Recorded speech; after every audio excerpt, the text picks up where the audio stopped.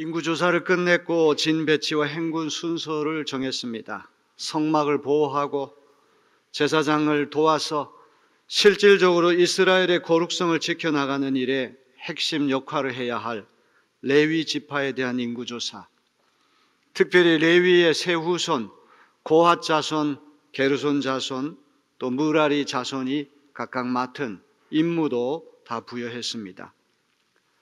그러면 이제 적과 꿀이 흐르는 가나안 땅을 향해서 보무도 당당하게 진격해 나가야 합니다. 그런데 민수기 5장은 본격적으로 광야 생활을 하게 된 이스라엘 백성이 어떻게 거룩성을 유지할 수 있는가, 이 문제를 다루고 있습니다. 인구조사를 했고 진영 배치와 행군 순서도 일사불란하게 정리했고 성막 보호와 관리를 위해 막중한 임무를 맡은 레위인들의 숫자와 임무도 점검했으면 목표를 향해 전진해 나가는 것이 순리입니다. 그런데도 민수기 저자는 이스라엘 진영에 불거질 수 있는 부정의 문제, impurity, 깨끗하지 못한 문제를 어떻게 처리할 것에 대한 구체적인 규례를 제시하고 있습니다. 민수기에서 아주 중요한 주제가 holiness, 거룩성이라고 하는 것과 purity, 정결성이라고 하는 것입니다. 하나님은 거룩하신 하나님이시기 때문에 깨끗하신 분이시죠. 거룩이라고 하는 말과 깨끗하다고 하는 말은 서로 똑같은 말입니다. 거룩하다고 하는 말은 순결하다는 말이고 정결하다는 말이고 깨끗하다고 하는 말입니다. 하나님이 거룩하시니 너희도 거룩하라. 레위기에서 주는 아주 중요한 말씀이죠. 민수기의 순서대로 본다면 아론의 후손인 제사장들과 레위인들, 성직자들의 거룩성과 정결성을 지키는 문제, 먼저 이 문제를 1차적으로 말씀한 다음에 이제는 일반 백성이 어떻게 거룩성과 정결성을 지켜나가야 하는지 초점을 옮기고 있습니다. 성막을 중심으로 사방에 진을 친 이스라엘 12지파의 진영 내에서 이 홀리네스, 이 거룩성과 퓨리티, 이 정결성을 위반하는 일이 발생할 때 어떤 문제를 취해서 바로잡을 것인가, 이런 중요한 문제를 민수기 5장은 우리에게 보여줍니다. 하나님이 거룩하신데 하나님 뽑아 세운 이스라엘 백성도 거룩해야 되는 것은 당연한 일이죠. 이스라엘이 이스라엘 될 수 있는 것은 하나님을 닮아서 거룩하고 정결해야 되는 것인데, 장정만 60만 명 이상이 되고 처자식까지 합칠 경우에 200만 명이 되는 사람이 성막을 중심으로 동서남북에 진을 치고 행군해서 앞으로 나아갈 때 별의 별일들이 다 일어났을 거 아닙니까? 도둑질도 일어날 수 있을 테고, 간음하는 일도 나타날 수 있을 테고, 폭력도 있을 수 있고, 또 민사상에 손해를 끼친 일도 있을 테고, 호기심 때문에 성막 가까이 가서 성막을 보려고 하는 사람들, 기물을 만지려고 하는 사람들, 우리 인천 시민이 300만 명인데 3분의 2나 되는 인구가 광야 생활할 때 별의별 잡다한 일들이 다 일어났을 것입니다. 그래서 여기에 대한 구체적인 조치가 없이는 이스라엘 백성은 가나안 땅에 들어갈래야 들어갈 수가 없을 것입니다. 거룩성을 위반할 때 어떻게 처리해야 하는가, 이 문제를 다루기 위해서 민수기 5장은 중요한 세 가지 규례를 제시합니다. 먼저 1절로부터 4절은 각종 질병이나 사체, 죽음을 접촉해가지고 부정한 사람, 그야말로 거룩성과 정결성을 위반한 사람에 대해서 어떻게 할 것인가, 그 말씀을 들려줍니다. 5절로부터 10절은 누구에게 민사상으로 재산에 손실을 끼쳤을 때 어떻게 배상할 것인가. 하나님은 정의의 하나님이시기 때문에 정의 질서가 바로잡히지 않으면 이스라엘을 스스로 무너지고 말 것입니다. 남에게 해악을 끼친 사람이 고개를 빳빳이 들고 거리를 활보한다면 이 정의 생태계가 무너졌기 때문에 그 사회는 저절로 붕괴할 수밖에 없습니다. 당연히 이 문제를 취급해야 될 것입니다. 5장 전체의 70%에 달하는 11절로부터 31절은 동서고금을 막론하고 굉장히 흥미롭고 오늘 양성평등의 시각으로 볼 때 굉장히 야만적인 그러한 관습을 다루고 있습니다. 여러분 시죄법이라는 말 들어보셨습니까? 시죄법, 시련을 통해 가지고 죄의 유무를 판단하는 것입니다. 이걸 시련 재판 이렇게도 말을 하죠. Trial by ordeal, 혹은 시련 제의, Ritual by ordeal. 아주 혹독한 시련을 통해 가지고 어떤 사람이 죄가 있는지 없는지를 가려내는 상당히 원시적인 방법입니다. 중세의 마녀 사냥을 할 때 뜨거운 불에 이렇게 들어가도 죄 없는 사람은 화상 안 입고 나온다. 죄가 있는 사람 화상 입고 또 물속에 들어갔더라도 하더라도 죄가 없는 사람 금방 나오지만 죄 없는 사람 물에 가라앉는다. 끓는 기름도 죄 없는 사람은 이제 끓는 기름에 해를 받지 않지만 죄 있는 사람 끓는 기름에 해를 받는다. 독약을 먹어도 죄가 없는 사람은 피해를 입지 않지만 죄 있는 사람은 독기운이 온몸에 퍼진다. 이런 이야기입니다. 오늘 우리의 눈으로 보면 말이 되지 않는 이야기죠. 남편이 아내를 의심하는 거예요. 불륜을 의심하는 거예요. 의처증에 시달릴 수도 있는 것이고 떠돌아다니는 어떤 루머, 소문에 의거해가지고 남성 중심의 사회는 자기 아내 마음에 들지 않으면 이렇게 죽여도 그게 문제가 되지 않는 그런 시대인데 이렇게 자기 아내를 이렇게 의심할 때에 어떻게 해야 되는가? 남편이 소재물을 준비해 와서 제사장에 드리면 이 성막 물두멍에서 온 아주 성수 거룩한 물하고 성막 바닥에 티끌을 그 물에다 합해서 쓴물을 만드는 거예요. 그래가지고 그 혐의가 있는 여성에게 마시게 해가지고 아무 해도 입지 않으면 죄가 없는 것이고 마셔가지고 낙태를 한다든지 유산을 한다든지 이제 임신을 못하게 되면 그 죄가 있다. 이런 것들을 우리가 시련 재판, 시죄법, 시련을 통해서 죄를 묻는 아주 독특한 방법이에요. 오늘 우리의 눈으로 어떻게 이런 야만적인 이야기가 성경에 들어가 있을까? 성경이라고 하는 책도 그 시대의 어떤 환경과 역사를 벗어나기는 어려워요. 그 시대에 있었던 이야기들을 들려주는데 우리가 달리 생각하게 되면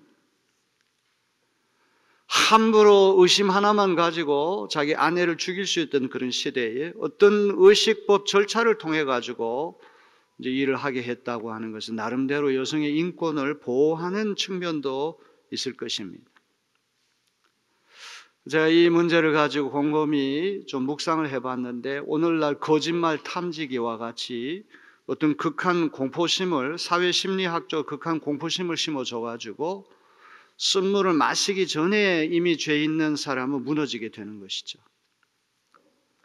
자, 이런 문제가 워낙 200만 명이 넘는 사람이 왔다 갔다 하다 보니까 이런 문제가 비일비재 일어나고 가정이 해체가 되고 간음이 통용되는 시대가 된다면 이스라엘 저절로 무너질 수밖에 없기 때문에 이런 이야기가 성경에 기록되어 있는 것 같습니다. 광야에서 진을 치고 이곳저곳을 옮겨 다녀야 하는 이스라엘 유랑민들이 가장 빈번하게 일어나는 대표적인 부정의 문제, 대표적인 불결의 문제이기 때문에 민수기 저자는 이 세 문제를 꼭 집어가지고 한 묶음으로 다루는 것 같습니다. 거룩하신 하나님의 소유된 이스라엘 백성은 거룩하고 깨끗해야 하기 때문에 진영 전체의 성결과 정결을 유지하기 위해 단호한 조치가 필요했다는 것이죠. 신학에 넘어오면 우리는 걸어다니는 성전이다 이렇게 말씀하지 않습니까? 우리 몸이 성전이다. 성전은 거룩해야 되죠. 깨끗해야 되죠. 성전 관리를 우리가 잘못해서 포금을 한다든지 폭식을 한다든지, 지금은 그런 일이 별로 없겠지만 옛날 남성들이 정력에 좋다 그러면 산에 있는 뱀 다 잡아먹고 짐승을 사냥해가지고 현장에서 뜨거운 피를 마시고 그 피 속에 박테리아 바이러스 들어가가지고 몸이 엉망이 되고 전방에 짬밥이 이렇게 남아 돌기 때문에 까마귀 떼들이 많았는데 그 까마귀가 몸에 좋다고 그래가지고 까마귀가 멸종되는 그런 시대가 됐다는 말이에요. 레위기 11장 한번 읽어보세요. 코셰르라고 하는 이스라엘 민족의 독특한 음식법이 있어요. 정한 음식과 부정한 음식을 갈라놓지 않습니까? 비늘 없는 물고기, 지느러미 없는 물고기 아무리 몸에 좋다고 먹지 말라. 뱀장어 먹으면 안 된다는, 독수리, 까마귀 입에 대지 말라 이렇게 되어 있습니다. 이스라엘 사람들의 생각은 어떤 음식을 먹느냐가 우리의 성결과 관계된다고 보는 거예요. 우리 몸을 건강하게 하고 우리 몸을 하나님의 성전답게 만들기 위해서 오늘 우리가 어떤 음식을 먹냐, 이것도 굉장히 중요한 거예요. 이스라엘 민족의 정체성을 유지하는 길은 하나님이 거룩하시기 때문에 이스라엘 백성도 거룩해야 되는 거예요. 하나님이 거룩하지 못하다, 하나님이 더럽다, 불결하다, 그거 있을 수 없는 일 아닙니까? 이스라엘 민족이 이런 법규를 위반하고 거룩성을 훼손하고 어떤 정결을 유지하지 못하게 되면 그건 야만 민족이 되고 다른 이방 민족과 다를 바가 없게 된다는 그런 말이죠. 이런 이유로 오늘 세 가지 사례를 이야기할 때 제사장이 항상 핵심 역할을 하고 있어요. 이건 단순히 어떤 사회 윤리적인 문제가 아니라 종교적인 문제고 제2의 문제고 하나님과의 수직적인 문제이기 때문에, 하나님 신앙과 관련된 종교 문제이기 때문에 제사장이 결정적으로 중요한 역할을 하고 있습니다. 민수기 5장을 한번 잘 읽어보세요. 이 세 가지 규례를 말씀하게 될 때 여호와께서 모세에게 말씀하여 이르시되, 꼭 이 말씀이 등장합니다. 하나님이 주신 이 법규, 법령이라고 하는 것은 모세가 만들어낸 것이 아니란 말이죠. 하나님께서 모세를 통해서 주신 거예요. 기원이, 원천이, 권위가 하나님께 있다는 사실을 보여주는 거예요. 하나님이 거룩하시기 때문에 하나님 뽑아 세운 이스라엘 백성도 거룩해져야 된다. 하나님이 주신 법령이기 때문에 이스라엘 백성이 겸손히 순종해야 한다. 그래서 이 세 가지 법령의 이야기 나온 다음에 끄트머리에 가면 이스라엘 민족이 그같이 행하여 순종했다고 하는 말씀이 따라 붙는 것입니다. 자, 첫 번째 1절로부터 4절에 보게 되면 성막을 중심으로 해가지고 동쪽, 남쪽, 서쪽, 북쪽에 세 지파씩 네 부대가 삥 둘러싸고 수경을 하네요. 수경지. 진영을 구축하고 몇 달씩 이제 그 바운다리 안에 생활할 때 별의별 일들이 다 일어나는데 1차적으로 어떤 문제가 생깁니까? 부정한 사람이 발생할 수가 있어요. 이스라엘 진 전체의 거룩성과 정결성을 해칠 수 있는 세 가지 대표적인 사례가 있는데, 첫째는 나병, 독한 피부병을 말하는 것입니다. 두 번째는 유출증, 몸에서 고름이나 피가 나오는 그런 질병을 이야기합니다. 그 다음에 사람이나 짐승이나 막론하고 사체, 죽음에 접촉한 사람들. 나병이라고 하는 건 전염성이 강하기 때문에 진에 그냥 뒀다간 다른 사람이 옮겨갈 수가 있습니다. 진 전체의 보건과 위생과 건강 유지를 위해서 불가피하게 나병 환자들은 나을 때까지 진 밖으로 격리를 시켜야 됩니다. 유출병, 몸에서 고름이나 피가 나오는 증세인데 레위기 15장이 부정한 병으로 규정하고 있기 때문에 진 전체의 거룩성과 정결성을 지키기 위해서는 격리가 불가피합니다. 죽은 사람의 사체, 짐승의 사체, 죽음에 접촉한 사람도 레위기 21장이 부정한 사람을 규정하기 때문에 또 격리가 돼야 됩니다. 전염성이 있고 공동체를 부정하게 만들 수 있는 다양한 증세 가운데 왜 하필이면 나병 환자, 유출병 환자, 시체 접촉자 딱 셋만 꼭 집어서 부정한 사람들로 한 부류에 넣었는지는 알 수 없습니다. 현실적으로 본다면 이스라엘의 행군을 방해할 소지가 있고 공동체 전체의 보건과 위생, 건강 유지 차원 때문에 불가피한 격리 조치라고 생각할 수 있습니다. 공동체의 거룩성과 정결성을 해칠 우려가 있기 때문에 이런 부정이 다 제할 때까지 진영 바깥으로 격리시켜서 일정 기간 동안 공동체 안에 못 들어오게 하는 것입니다. 이스라엘 공동체 전체의 정결을 유지하기 위해 불가피하게 취한 그런 조치라고 볼 수 있어요. 여기 나병 환자, 유출병 환자, 그리고 죽음에 접촉한 자들을 격리시키는 건 다분히 수직적인 차원. 이거는 어떤 종교적이고 제의적인 하나님과의 관계, 하나님이 거룩하신 하나님이시기 때문에 이스라엘 민족 진영 전체도 거룩해야 되기 때문에 이 거룩성, 정결성을 해칠 소지가 있는 것을 원천적으로 차단시키는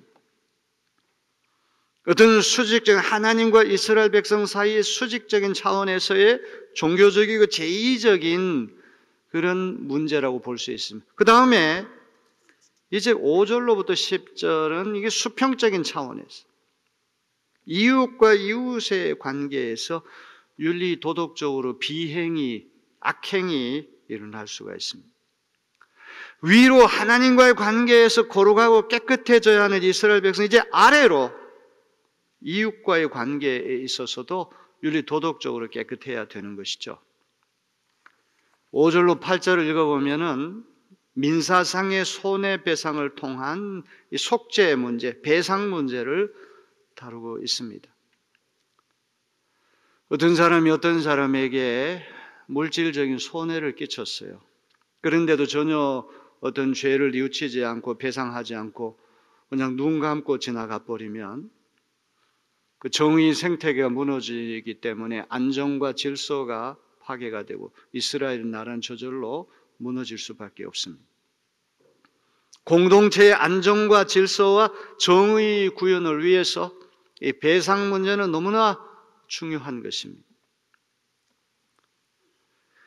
자, 그래서 이제 배상을 하라고 그러는데 어떤 사람에게 1억 원의 손해를 끼쳤으면 원금 1억 원을 갚아야 됩니다.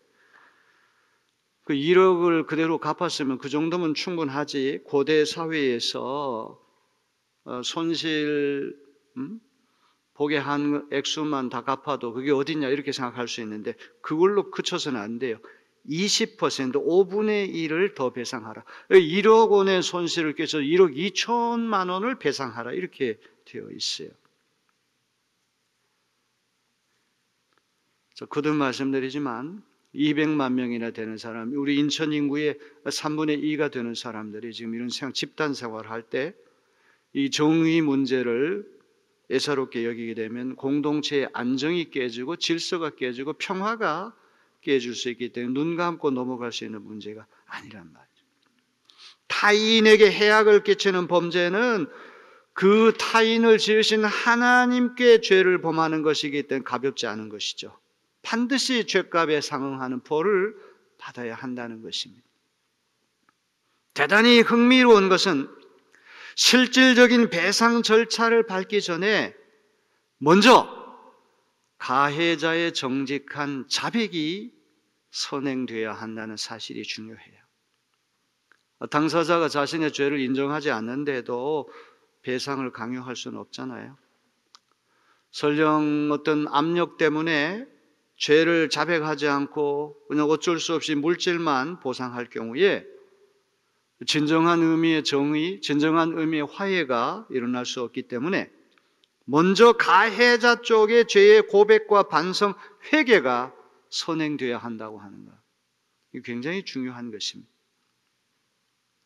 먼저 자기의 죄를 인정하고 자기의 죄를 뉘우치고 자기의 죄를 회개한 다음에 손실을 끼친 액수에다가 20% 5분의 1을 더해가지고 이제 배상하게 될 때 비로소 진정한 화해가 일어나고 그 죄값에 대한 이제 죄를 치르게 된다고 하는 그런 말이죠.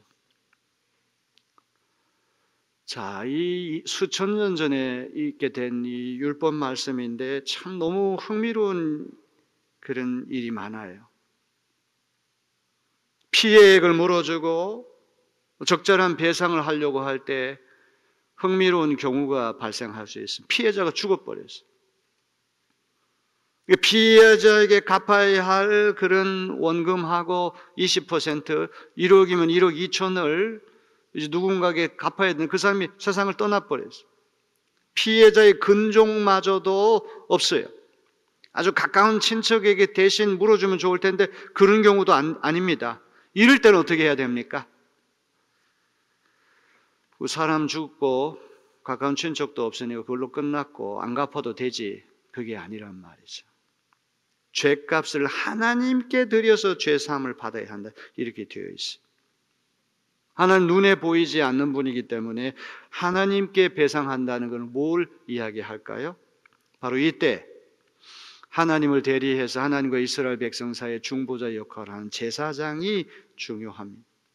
가해자는 속죄제에 쓸 순양과 함께 배상금을 제사장에게 주어야 합니다. 그래서 하나님께 바친 그 배상금은 제사장 몫으로 돌아가게 됩니다. 하나님을 대리해서 제사장 직무를 수행한 것에 대한 대가로 제사장이 배상금을 받는다고 할 수 있습니다. 중요한 것은 죄를 지은 책임과 배상 문제는 피해자가 죽고 피해자를 대신해 배상받을 가까운 친척이 없다고 해서 자동 소멸되는 것이 아니라는 것이죠. 하나님께 바쳐서라도 기꺼이 죄값을 씻어내야 한다는 것. 제사장이 돌아가는 배상금 문제는 레위 지파 사람들은 기업을 분배받지 못하고 나머지 다른 지파들이 11조를 내가지고 이제 생계 유지를 해야 되기 때문에 하나님께 바치는 모든 성물, 그것은 결국 하나님을 대리한 제사장의 몫이 된다는 걸 보여주고 있습니다. 기업을 분배받지 못하고 제사 직무를 비롯한 각종 성역에 종사하는 제사장들이 생활할 수 있도록 하나님께서 그런 제도를 만들어 주신 것입니다. 11절로부터 31절은 민수기 5장의 70%에 해당되는 이 불륜 문제, 간통 문제를 다루고 있어요. 남편이 자기 아내를 의심하는 거예요. 그런데 물증도 없고 증인도 없고 아무것도 없어요. 이럴 때 어떻게 해야 되느냐? 이제 옛날 이런 남성 중심의 가부장 사회에서는 의심하는 거 하나만 가지고도 어떤 정당한 절차를 밟지 않고 자기 아내를 죽일 수도 있고 자기 아내를 해코지할 수 있는데 그렇게 하면 안 된다는 말이에요. 남편이 소재물을 준비해서 제사장에 가지고 와야 돼요. 그러면 번제단의 물두멍에서 떤 거룩한 물, 성수를 토기에다 담고 거기에 죽음과 슬픔을 상징하는 성막 바닥에 티끌을 썩습니다. 이게 쓴물이에요. 그러면 하나님 앞에 선 여성은 머리채를 풀어 늘어뜨리게 함으로써 슬픔을 표현하게 하고 쓴물을 마시게 하는 거예요. 절반은 거룩한 물이고 절반은 더러운 물인데 이 죄가 없을 경우에는 이 혹독한 시련을 더 죄가 없을 때는 아무 문제가 없는데 죄가 있을 때에는 그 쓴물의 기운이 몸속에 들어가 가지고 유산을 한다든지 낙태를 한다든지 더 이상 임신을 못하게 된다. 이런 이야기가 여기 나와 있어요. 시련 재판, 이 중세에 쓰던 전형적인 종교 재판의 문제. 왜 이렇게 끔찍한 야만적이고 혐오스러운 이야기가 성경에 들어가 있을까? 이 생각을 해봤는데 초두에 말씀드렸던 것처럼 이 거짓말 탐지기처럼 이미 거기에 나가는 것 자체가 극한 공포를 유발시키는 거죠.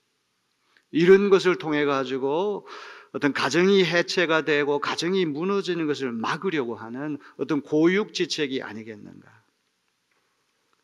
그래서 분명히 오늘 우리의 어떤 시선으로 본다면 이거 참 너무 지나친 거다. 상당히 미신적인 거다. 이건 마녀 사냥과 같이 아주 혐오스러운 것이다. 그런 생각을 갖지만 가부장 중심의 사회에서도 의초증과 같은 정신질환이나 한간에 떠도는 소문이나 막연한 추측, 가정만 가지고 한 인격체를 짓밟을 수 있는 그런 시대에 반드시 일정한 절차를 거쳐서 이 문제를 판단했다고 하는 것은 나름대로 여성의 인권을 보호한 측면도 있다, 이렇게 봐야 할 것입니다. 민수기 5장에 기록된 세 가지 부정에 대한 처리 문제는 이스라엘 민족이 얼마나 홀리네스, 이 거룩과 퓨리티, 정결에 집착하는가를 잘 보여줍니다. 레위기 11장 45절에서 하나님 이스라엘 민족에 내가 거룩하니 너희도 거룩하라, 이렇게 말씀하시지 않습니까?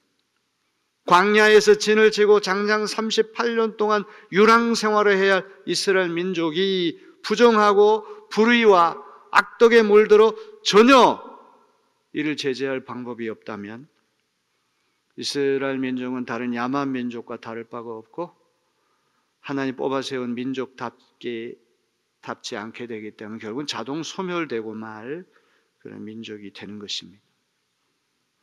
이스라엘이 이스라엘 될 수 있는 것은 끝까지 살아남기 위해서는 하나님이 거룩하신 것처럼 이스라엘도 거룩해져야 한다는 것입니다. 오늘 이 말씀을 우리가 찬찬히 또 곰곰이 우리가 묵상을 해보면 purity, impurity, 이 정결과 부정, holiness, 그리고 holiness가 아닌 것, 이걸 이렇게 나눌 때 지위나 출생 신분이나 인종이나 성에 따라가지고 자동으로 구별되는 게 아니라는 게 중요해요. 거룩성의 정도가 위험의 정도하고 정비례한다는, 거룩한 영역을 맡은 일들이 거룩을 훼손할 때 그게 훨씬 더 큰 위험을 초래한다는 이야기입니다. 모세의 누나라고 해서 잘못을 저질러 부정해졌는데 눈 감아준 것이 아니란, 이제 민수기에서 우리 앞으로 살펴보겠지만 모세가 구스, 에티오피아 여성을 아내로 맞아들였을 때 그 피부 색깔이 검은 여성을 아내로 맞아들였어요. 누나인 미리암이 그거를 가지고 이제 막 비판을 했어요. 그랬더니 나병이 생겼어요. 그래서 일주일 동안 집 바깥에 격리시켰다가 나병이 치유된 다음에 다시 들어오게 했어요. 미리암과 아론과 모세 이 삼총사는 어떤 피라미드의 사회에서 가장 최고 정점의 권력을 누리던 사람들인데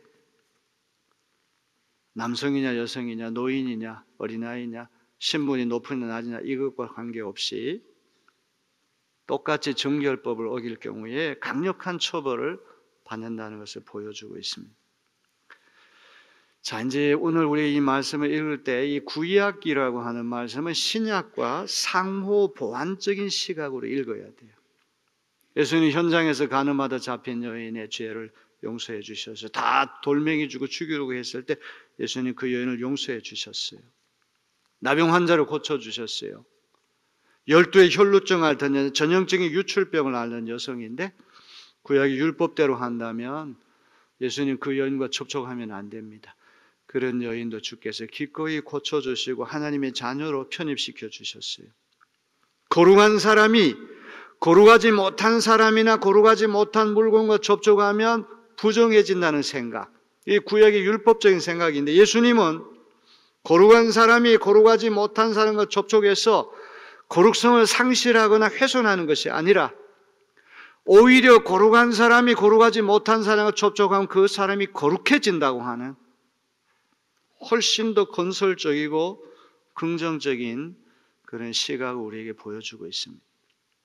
구약의 율법은 율법대로 그 시대의 안정과 질서와 체제를 유지하기 위해서 불가피한 그런 법이라고 우리 이해를 해야 되겠고, 이것이 너무 문자화되고 교조적이 되고 너무나 폐쇄적이 되고 배타적이 되어서 그 율법 하나만 가지고 사람의 인권을 해칠 그런 경우가 발생하는데 예수님은 그걸 아셨기 때문에 안식일법 주님 너무 잘 아시지만 안식일을 손톱 까딱하는 게 아니라 까딱하지 않는 게 아니라 병든 사람 죽어가는 사람을 안식일 살리시는 일을 하시지 않습니까? 인자가 안식일을 위해서 있는 것이지 안식일을 위해서 인자가 있는 것은 아니다. 율법을 위해 사람이 있는 것이지 사람을 위해서 율법이 있는 것이 율법을 위해서 사람이 있는 게 아니라는 말이죠. 그래서 우리는 구약과 신약을 나란히 같이 두고 읽어야 되고, 당연히 신약의 예수 정신, 예수의 가르침이 훨씬 더 중요한 것임을 우리는 잊지 말아야 할 것입니다. 우리 시대에 가장 하기 어려운 설교가 거룩에 대한 설교 아닙니까? 너무 세속화되고 너무 크리스찬이나 일반이나 구별되지 않은 그런 시대이기 때문에 이거는 참으로 설교하기 어려운 시대가 됐어요. 그러나 우리의 건강을 유지하고 우리가 거룩하신 하나님의 자녀가 되기 위해서는 너무나 중요한 말씀이기도 합니다. 이 사순절 기간 동안에 우리 주님의 거룩하심을 닮아 다 거룩해지고 정결해지는 은혜의 시간 되어지기를 주님의 이름으로 기원합니다.